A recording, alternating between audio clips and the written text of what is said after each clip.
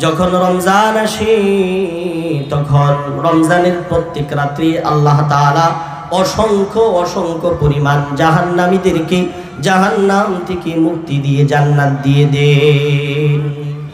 সুবহানাল্লাহ। অসংখ্য পরিমাণ, শুধু একদিন নয়, প্রত্যেক রাত্রিতে, রমজানের প্রতি রাত্রে আল্লাহ অসংখ্য পরিমাণ জাহান্নামীদেরকে জাহান্নাম থেকে মুক্তি দান করেন। তো রমজান এটা কিসের মাস বলেন? জাহান্নাম থেকে মুক্তির মাস। ৬ষ্ঠ নম্বর, রমজান হচ্ছে দান সৎকার মাস।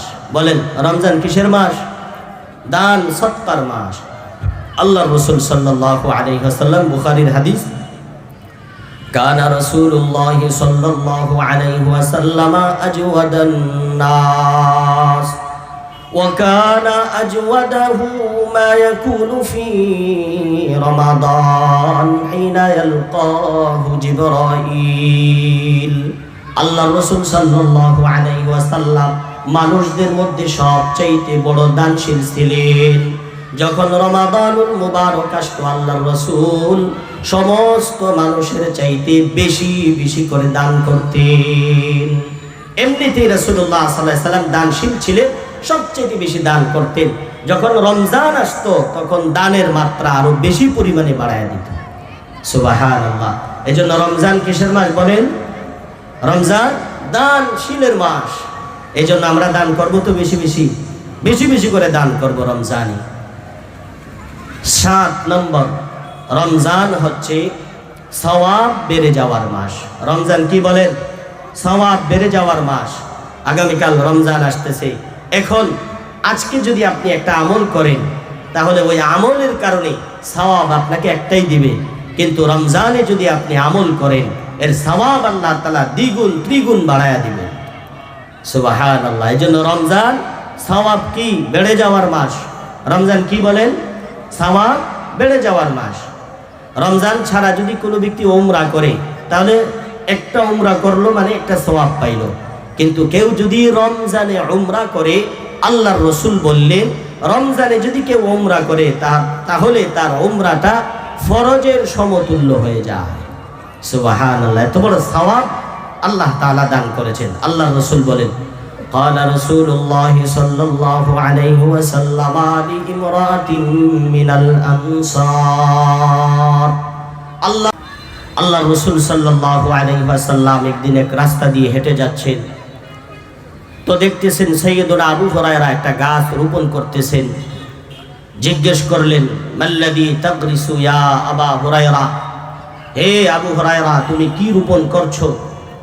আবু হুরায়রা উত্তর দিলেন, ইয়া রাসূলুল্লাহ, গিরাসান লি, আমি আমার জন্য আমার নিজস্ব একটা গাছ রোপণ করছি।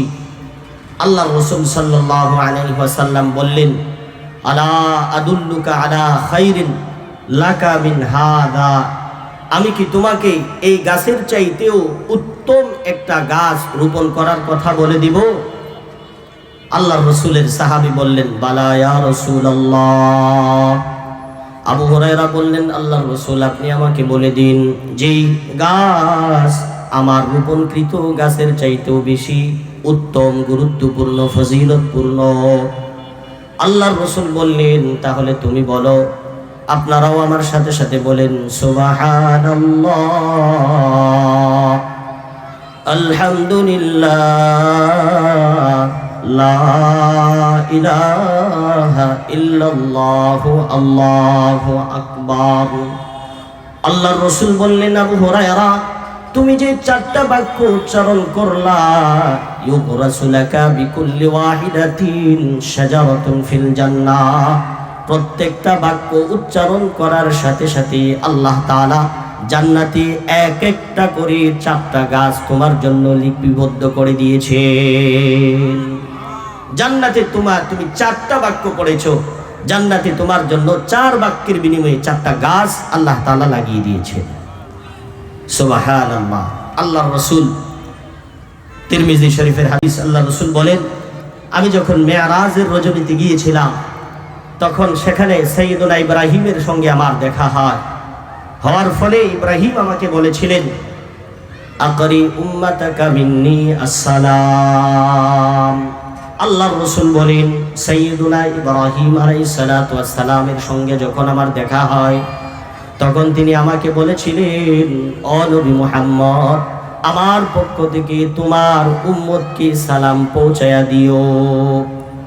ওয়া আখবিরহুম আন্নাল জান্নাতা তাইয়্যিবাতুত তুরবান, আর আপনার উম্মতকে আপনি জানা দিন, জান্নাত এটা হচ্ছে সুগন্ধিময়, জান্নাত একটা সুন্দর সুগন্ধিময় একটা বাগানের নাম। ওয়া আন্নাহা কিআন, জান্নাতের জায়গাটা হচ্ছে এরকম ফাঁকা, কোনো ধরনের গাছ নাই, কোনো ধরনের বাড়ি নাই।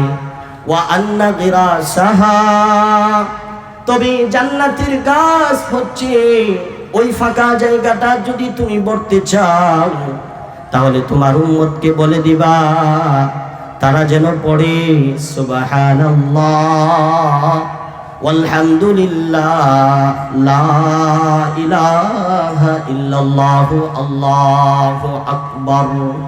ও নবী, আপনার উম্মতকে আপনি জানায়া দিন, জান্নাতের মাটিগুলো হচ্ছে, জমিন হচ্ছে একদম ফাঁকা, আর ওই ফাঁকা জায়গাগুলো যদি গাছ দিয়ে ভরতে চায়, তাহলে তারা যেন সুবহানাল্লাহ বেশি বেশি করে পড়ে, আলহামদুলিল্লাহ বেশি করে পড়ে, লা ইলাহা ইল্লাল্লাহ বেশি করে পড়ে, আল্লাহু আকবার বেশি বেশি করে তেলাওয়াত করে। এজন্য সুবহানাল্লাহ, আলহামদুলিল্লাহ, লা ইলাহা ইল্লাল্লাহ, আল্লাহু আকবার, এই বাক্যগুলো হচ্ছে মুমিনের বাক্য। কোনো ব্যক্তি যদি পাঠ করে, আল্লাহ দুনিয়াতেও তার ফায়দা দেন, সওয়াব দেন, আখিরাতেও আল্লাহ তার জন্য সওয়াব বৃদ্ধি করে দেন ইনশাআল্লাহ। তো আমরা রমাদানুল মুবারক যখন আসে, রমজান যখন আসে, আল্লাহ তাআলা তিনটা কাজ করেন। কয়টা কাজ বলেন? তিনটা কাজ করেন। এক নম্বর কাজ হচ্ছে আল্লাহ তাআলা জান্নাতের যত দরজা আছেন সমস্ত দরজা আল্লাহ খুলে দেন, জাহান্নামের যত দরজা আছে সমস্ত দরজা আল্লাহ বন্ধ করে দেন। সুবহানাল্লাহ। এবং শয়তানকে আল্লাহ তাআলা শিকল দ্বারা বেঁধে ফেলেন। শয়তানকে কি করেন বলেন? বেঁধে ফেলেন। আল্লাহ রাসূলের হাদিস, قال النبي صلى الله عليه وسلم إذا دخل رمضان,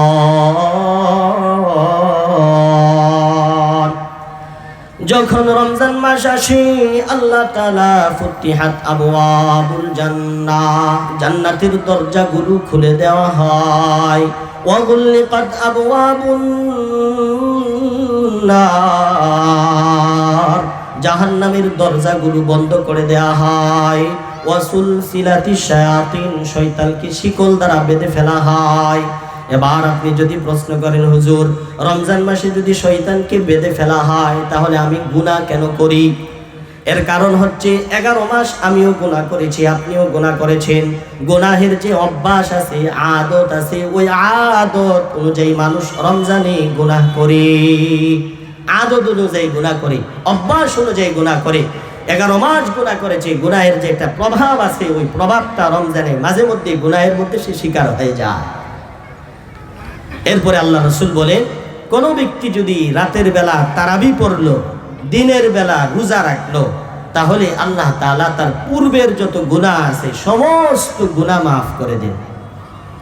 قال النبي صلى الله عليه وسلم, আল্লাহর রাসূল বলেন, মান সামা রমাদান ঈমানান ওয়া ইহতিসাবা গুফিরা লাহু মা তাকদ্দামা মিন যামবিহি, যে ব্যক্তি রমজানের রাত্রি তারাবি পড়লো, দিনের বেলা রোজা রাখলো সওয়াবের আশায় ঈমান সহকারে, তাহলে আল্লাহ তাআলা তার পূর্বের যত গুনাহ আছে সমস্ত গুনাহ মাফ করে দেন। তৃতীয় আলোচনা, আল্লাহর রাসূল সাল্লাল্লাহু আলাইহি ওয়াসাল্লাম, আমরা যখন কি করি, সাহারি তারাবি পড়ি, তারাবি পড়ার পরে